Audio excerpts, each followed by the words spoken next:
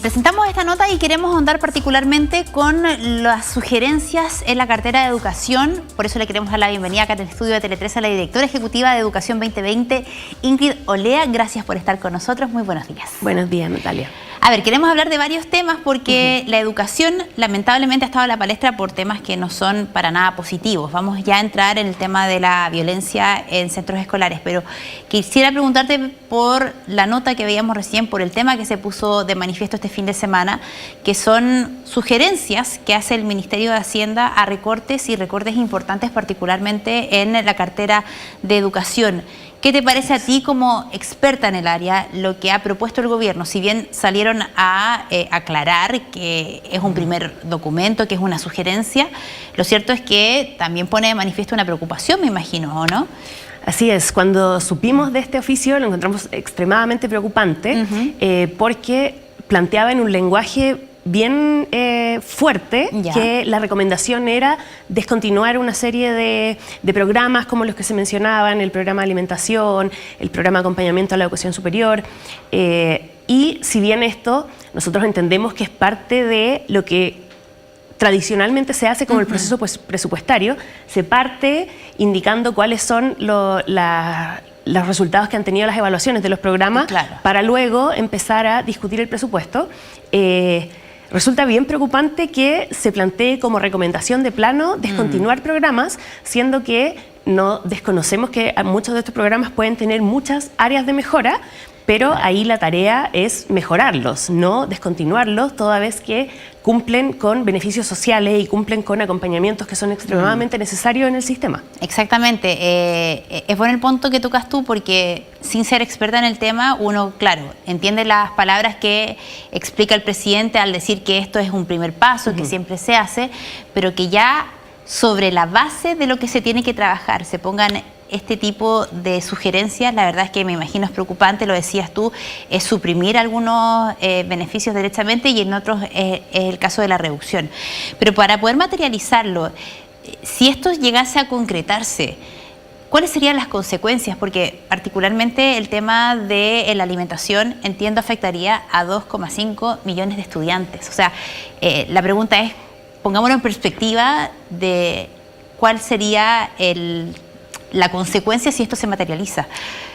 Claro, yo ahí tendería a tomarlo con precaución porque esto primero es parte del proyecto de ley de presupuesto que luego se tendría que ir al Congreso. Y yo creo que tendría una tramitación extremadamente difícil y quiero pensar que no se aprobaría un presupuesto con recortes de este tipo. Ahora, los programas que se indicaban en educación, el más gigante, no es grande, es tremendo, es el programa de educación, perdón, de alimentación escolar, que como decías tú, es el que hoy día beneficia a más o menos 2 millones de estudiantes, pero también habían otros programas mencionados que quizás no son de tal como envergadura. Impacto, claro. Sí son muy importantes hoy día estamos transitando desde el sistema municipal hacia el sistema de la nueva educación pública y en esa transición el Fondo de Apoyo a la Educación Pública juega un papel extremadamente relevante porque apoya tanto a los municipios como a los servicios locales en aquellas brechas que el presupuesto hoy día no puede cubrir porque el sistema de educación pública se enfrenta a dificultades que necesitan apoyo financiero adicional. Tienen un tema con las licencias médicas que cuando salen funcionarios con licencia no vuelven inmediatamente esos fondos, entonces parte de eso se usa, ese fondo se usa en licencias médicas. También hay una diagnosticada como inasistencia estructural, como los niños de la educación pública tienen mayor inasistencia que los estudiantes de las otras provisiones, entonces también requiere un apoyo extra. Y hoy día los servicios locales están recibiendo los colegios de la administración municipal prácticamente en todos los casos con sobredotaciones. Entonces, si bien los servicios locales están haciendo el trabajo de normalizar esas dotaciones, también requieren este apoyo adicional de financiamiento y poner ese fondo en juego. Hoy día es una noticia extremadamente grave para los servicios locales. Mira, qué bueno conversarlo contigo porque la gran mayoría de las personas no tiene idea de esto. Y tú lo graficas muy bien en cómo se materializaría, por ejemplo, en el día a día de un establecimiento. Ahora me encantó la premisa con la que partiste, como entendemos que esto es parte del proceso que se hace en todos los gobiernos, se hace una especie de informe, luego esto hay que estudiarlo, hasta que finalmente se vota en el Congreso la ley de presupuesto, ¿no? Pero me encantó la premisa que dijiste porque partiste de la base también de que quizás sí hay muchas cosas que mejorar o que ajustar. ¿Qué se podría hacer? Quizás sin suprimir, pero sí para hacer más eficiente el sistema. Bueno, la Dirección de Presupuesto lleva a cabo desde hace muchos años y a través de todas las administraciones lleva a cabo el proceso de evaluación, que es un proceso que es muy sano, que las políticas públicas tengan una evaluación ex ante, antes de que empiecen, en la que se evalúa. ¿Está esto diseñado de manera de abordar el problema que se quiere abordar? Luego se llaman las evaluaciones ex dure, que son mientras la política pública se está implementando, entonces empezamos a ver resultados y vemos si esos también están cumpliendo el objetivo. Y las políticas públicas que tienen un ciclo definido que termina, tienen también una evaluación ex post. Todos estos programas que tienen recomendación de descontinuación son porque en alguna de esas evaluaciones se han encontrado hallazgos, le llaman ellos. Los hallazgos en cuanto a eficiencia, en cuanto a eficacia, en cuanto muchas veces a ejecución presupuestaria. Entonces, por ejemplo, cuando se tiene un programa que por diversas razones no está ejecutando bien el gasto, que se demora mucho en hacer la licitación, entonces llegamos a fin de año, entonces la Dirección de Presupuesto dice, esto no está funcionando de la manera que debiese funcionar. Claro. Y en lo concreto, de la Dirección de Presupuesto, ellos dicen no está cumpliendo, no debiese continuar, pero también ahí, y lo que se ha entendido en muchos gobiernos anteriores, es no debiese continuar así. Claro, entonces, no suprimirla derechamente. Claro, entonces el mismo oficio hace el llamado en alguno de los ítems a que varios de estos programas se tienen que someter a una nueva evaluación ex ante. Eso quiere decir, este es el programa, pero les estamos pidiendo que ahora lo vuelvan a diseñar, no desde cero, sino que tomen los elementos que nosotros les estamos diciendo que no funcionan tan bien y sometan el nuevo diseño de evaluación, y ahí siempre hay una iteración entre la Subsecretaría de Evaluación Social, el sector, la Dirección de Presupuesto, hasta que llegamos a un diseño que satisface los criterios de evaluación, y ese es el nuevo entonces que se puede ejecutar con un presupuesto que puede ser similar, puede ser ajustado, pero que sigue cumpliendo el objetivo. El programa de alimentación escolar lleva muchos años, acá no es algo nuevo en el mundo educativo, que no tiene evaluaciones satisfactorias. Entonces tiene mucho espacio donde mejorarse. Hoy día ese programa de alimentación escolar es una de las licitaciones más grandes del Estado, con toda la complejidad que ello conlleva. Entonces, en la licitación misma se pueden hacer muchas mejoras en cuanto a la focalización, que es quiénes van a ser mis beneficiarios y cómo los voy a seleccionar y distinguir, porque esto es muy conocido también en el mundo escolar, de niños que dejan toda la comida porque igual llevan, o niños que llevan de la casa y también están en el casino, o que no les gusta lo que está en el casino, entonces lo dejan. Entonces, claramente, el programa de alimentación escolar tiene espacios de mejora. ¿Y por qué no se ha logrado mejorar si esto lleva tantos años? Yo creo que se han hecho mejoras en las distintas JUNAEP de las distintas administraciones. Se han hecho mejoras. O sea, tú dirías que el diagnóstico hoy es mejor, pese a que todavía es perfectible, al de hace algunos años. Exacto. Y además, como son licitaciones que son tan grandes, entonces también uno puede hacer... No puedes cambiar la licitación por completo de un año para otro, porque existiría el riesgo de quedarnos sin proveedores, de que el programa no comience en la fecha que tiene que comenzar, y también tiene una complejidad adicional a los otros programas de educación, el programa de alimentación escolar, que lo proveen ciertas empresas que contratan a manipuladores de alimentos, que son las conocidas tías del casino, que no son funcionarias de educación, no son pagadas por el servicio local ni por el colegio, sino que por esta otra empresa, pero conviven dentro de una comunidad escolar. Entonces, este hecho de que tengan distintos como regímenes contractuales y que tengan distintas condiciones, también hace bien complejas las negociaciones de esas trabajadoras con esas empresas, que terminan afectando la ejecución de los programas. Quizás me escapa un poco del tema, pero me surge la duda mientras conversamos. con respecto a la alimentación. Esas mejoras que son, a tu juicio, perfectibles aún, tienen que ver también con, más allá de a quienes llegamos, con cómo se llega, me refiero a la calidad de la alimentación. Estamos en uno de los países con mayores índices de obesidad en la población infantil. ¿Hay una mejora, crees tú, también en ese ámbito? Sí, yo creo que se han hecho hartas mejoras en cuanto como al contenido de los alimentos, a los menús, digamos. Yo recuerdo en administraciones anteriores que se hicieron mejoras a los menús, cambios a los menús más bien, para, por ejemplo, incorporar cocina de otros países, atendiendo a la población migrante que hay en los colegios. También hay... pero eso mismo tiene complejidades, una muy concreta que yo la vi desde la política pública y la vi desde un colegio, es que por una recomendación de salud se reduce mucho el consumo de sal en la cocina. Exacto.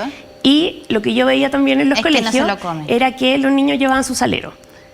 Entonces, si los niños no llevan el salero, no se comen la comida y este avance hacia un menú más saludable termina resultando en comida que no se come. Mira, interesante. Insisto en eso porque tú nos traes como acá la realidad in situ, ¿no? Más allá de lo que pudiera decirse en términos políticos o incluso en un oficio. Ahora, quería preguntarte por otras cosas también que han abarcado la agenda en educación y tiene que ver particularmente con los hechos de violencia. No sé cómo ustedes lo miran desde Educación 2020. El gobierno ha propuesto un plan para abordar esto, con críticas por un lado y con bienvenidas por otros, ¿no? ¿Cómo lo miran ustedes? ¿Qué está pasando en los colegios de nuestro país?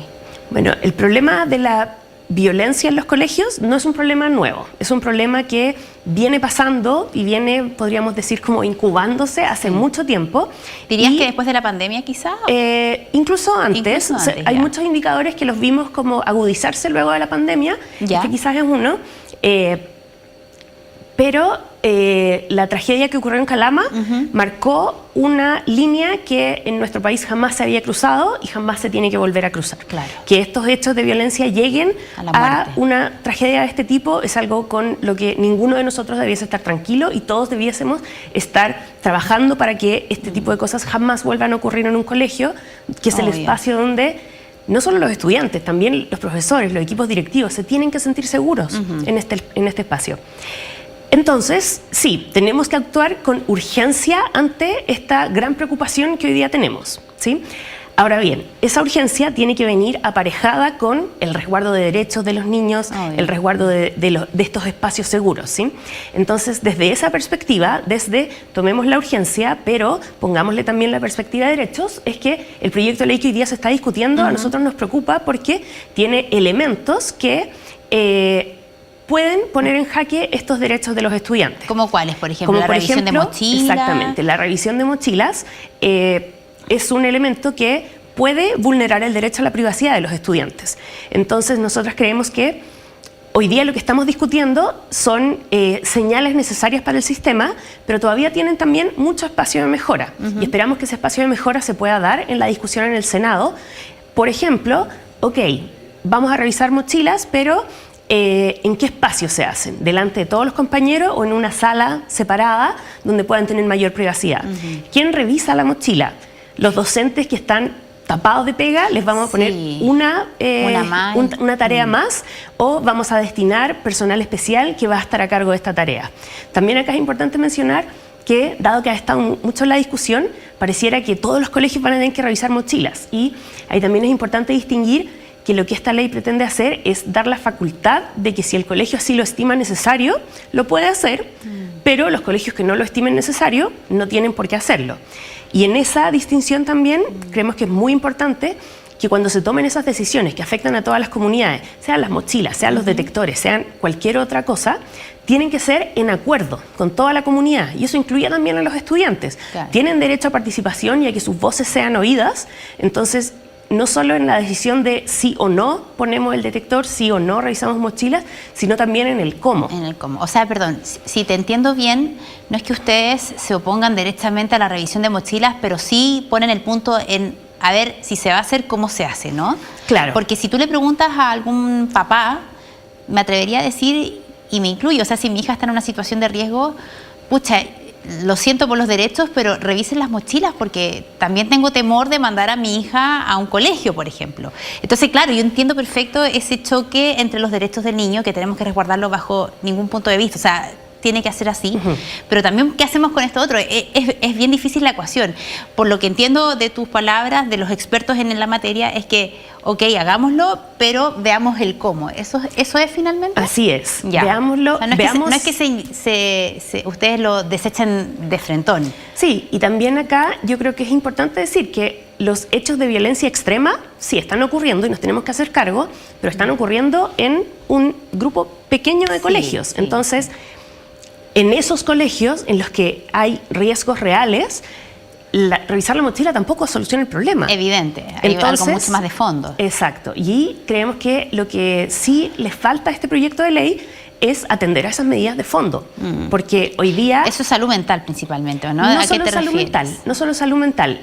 Cuando revisamos mochilas ya estamos como ante el riesgo inminente de que algo. Absolutamente, claro. Entonces, la solución de fondo, que tiene que ir como en paralelo, hay que acá caminar y mascar chicle, es fortalecer las primeras capas de convivencia. Y en la convivencia no solo es atender la salud mental, sino que es construir comunidad. Cuando hay alianza, participamos de las alianzas y nos sentimos dentro de una comunidad. Entonces, cuando ocurre algo, los niños y niñas van a identificar al compañero que empezó a actuar distinto. Claro. Van a avisar a los adultos cuando encuentren alguna situación sospechosa, porque se sienten parte de esta comunidad y no quieren que se le haga daño a esta comunidad de la que todos somos parte. Claro. Distinto a cuando no hay una construcción de comunidad, entonces veo un riesgo y me voy a mi casa para salvarme. Y el resto del colegio ahí viene. Qué interesante, súper interesante. Ingrid, te queremos dar las gracias porque, insisto, tu experiencia nos pone de manifiesto de manera gráfica de cómo esto se traduce en los colegios de nuestro país. Así que muchas gracias una vez más y vamos a ver que ojalá este proyecto sea beneficioso para todos y se pueda hacer de la mejor manera por el bien de nuestra comunidad escolar. Que estés muy bien. Muchas gracias. Buenos días. Gracias por estar acá. 8:52. Vamos al corte.